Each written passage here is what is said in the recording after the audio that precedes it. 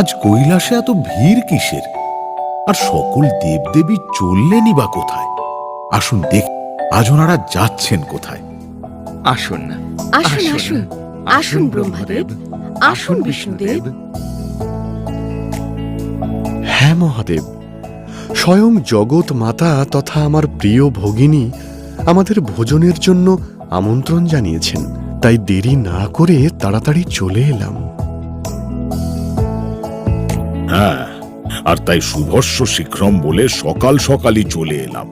আর দেবীর হাতে তৈরি সুস্বাদু ভোজনের জন্য আচরণের পর থেকেই পেটে ইঁদুর দৌড় দিতে শুরু করে দিয়েছে। এই কথায় ব্রহ্মদেব আমি আপনার সঙ্গে সহমত। গৌরী হয়তো একটু বেশি রেগে গিয়ে চিৎকার করে আমার উপর, কিন্তু রন্ধনে তা বলে কোনো দিন বেশি লবণ দিয়ে ফেলেনি আমার উপর চিৎকার করতে গিয়ে।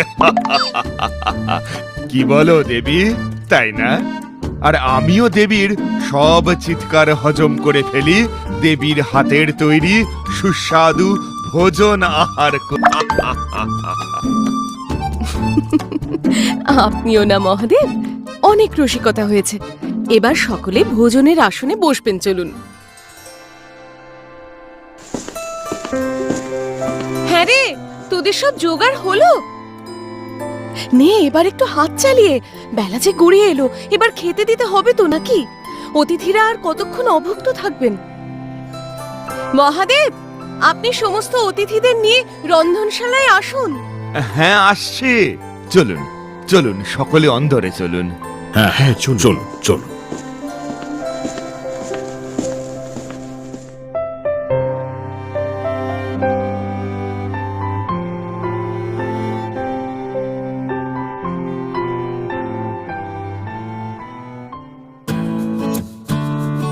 সকলে এতক্ষণে নিশ্চয়ই বুঝেই গেছেন, আজ মাতা পার্বতীর ভোজনের আমন্ত্রণে সকল দেবদেবী এখানে এসেছেন এবং সকলে এখন ব্যস্ত আহার করতে।